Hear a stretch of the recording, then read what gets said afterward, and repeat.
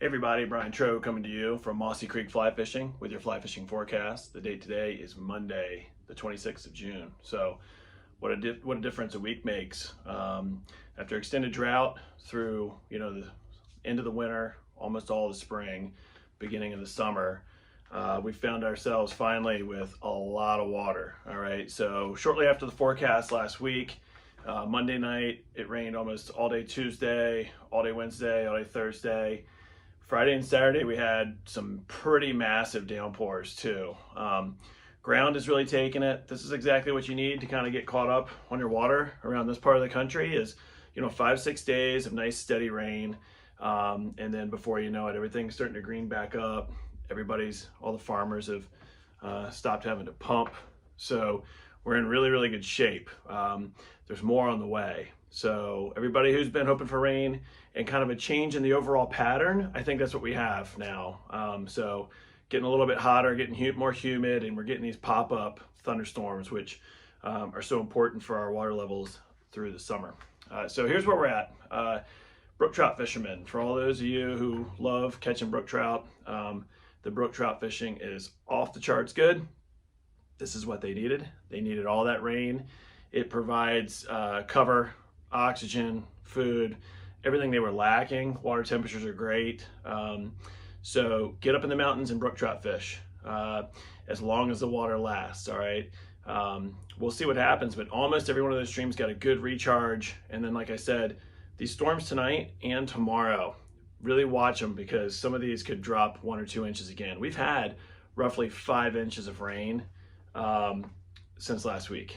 Most of the valleys got anywhere from 3 to almost 6 inches of rain just in this past week, and there's more coming. So brook trout streams are awesome. I always tell people this: when you go brook trout fishing after extended drought, one thing you want to make sure of is if you know the stream well, you know where those community pools were, you know where they were all stacked up, they are going to be close to those, in them and close to those.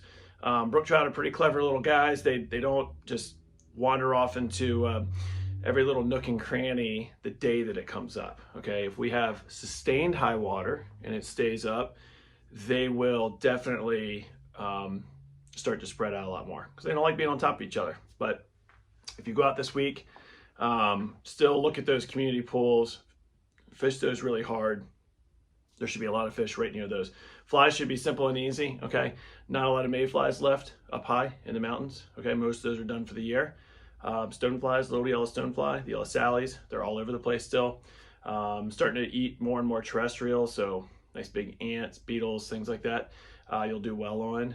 But in all honesty, you can probably still just float your favorite fly, Adam's parachute, size 14, you'll probably do just fine, or put on a caddis, okay? Something bright, something you can see. So dry fly fishing should be awesome up there for the foreseeable future, okay? We go another week or two with no rain, and then we'll start talking about that when we get there. But for now, everything is up, moving, and it should be dynamite. You can go back to a little bit thicker leaders. You can, fish a little closer, not have to stand back so far. It should be quite good. Spring creeks are in great shape too. The spring creeks in the valley really require the groundwater levels coming back up, and that's what getting close to half a foot of rain in a week will help with, and maybe more to come. So you want to recharge that aquifer, and the spring volume will come up. We had a couple of days of dirty water. If we get hammered again tonight with rain, you're going to see those creeks get dirty again.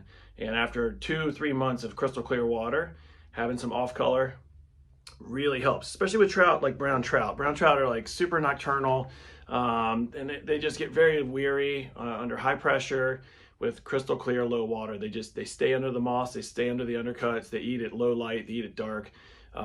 When you get nice flow and you get some stain to the water, they're going to come back out and eat again. So we're switching back over to some streamers and things like that. Pretty good tactics and techniques. It's not like if they're chocolate milk, but they could be by this time tomorrow, okay? So you can always call the shop and check in and see kind of what we got. So if the water stays fairly clear and you want to fish on the surface, the tricos are hitting the water, the spinners, every day, anywhere between 10 and 11 o'clock, depending on the sunlight. Beetles are really starting to show up. Japanese beetles really started to show up this past week.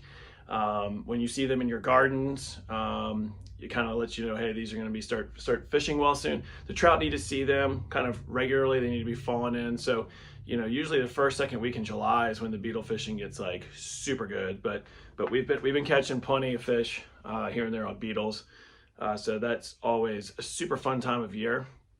They respond to sound very well. You know, they hear that little plop, and instead of scaring them 20 feet away, they'll swim 10 feet, you know, to it to eat it. So get your terrestrials out, get them ready, get them tied up, or come in the shop and grab some. Our larger streams, so I'm in here today because the Shenandoah is massive.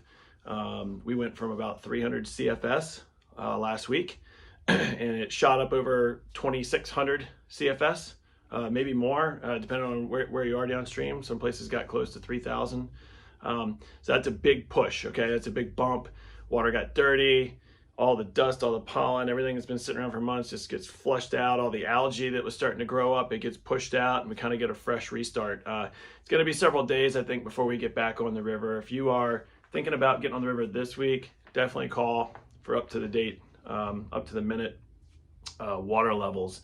If you're looking to get on this weekend, we look pretty good. But again, if the valley gets these 2 and 3 inch thunderstorms over the next 2 days, it'll just go straight back up to 3,000, okay? And we're starting over again for our countdown. So, you know, smallmouth bass fishing, it was awesome leading up to this.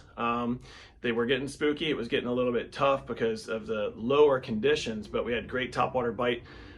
This is gonna help us get through the next month and a half of good fishing just on this really nice June bump here, all right? So, same thing with the muskie. We'll keep you guys up to date on water temps and kind of when we decide to stop fishing for them. Everybody's got their own idea of what that temperature should be, but usually it's around the 4th of July. All right, so speaking of 4th of July, it can be a busy time on the water. So for those of you who really want to get out and enjoy some of this fresh water, enjoy our rivers, but you want to avoid the, as we call it, the tube hatch. You want to avoid tubers. You want to avoid, you know, convoys of you know, sunburned drunk people floating down the river. There are a lot of places that you can go where you're just going to avoid larger crowds. All right, certain floats that you can do. So if you want to have, you're not going to have the river to yourself if you're floating during that week. But if you want places that are a little bit quieter, where you can wet a line and not have too much disruption, give us a call or stop in the shop for information on fishing around the holidays. Pretty much the busiest time of the year on our bigger rivers, on the James and the Shenandoah. So we can kind of help you navigate some of the busyness. And that's pretty much it. It's everything that we needed happened in this last week. Some places are still a little bit too high, but that's okay. It's like money in the bank. It's all going to pay out throughout the rest of the summer. And we got this great reset, and we'll see where we are this time next week. But for those of you who love trout fishing and love brook trout, I would encourage you to get out right now. It is awesome. It's as good as it's going to get. And this will help extend our brook trout fishing further into the summer. It only takes a couple of weeks with no rain before that stuff just goes downhill quick. So get out and enjoy it. And I will check in with you all next Monday. Thanks.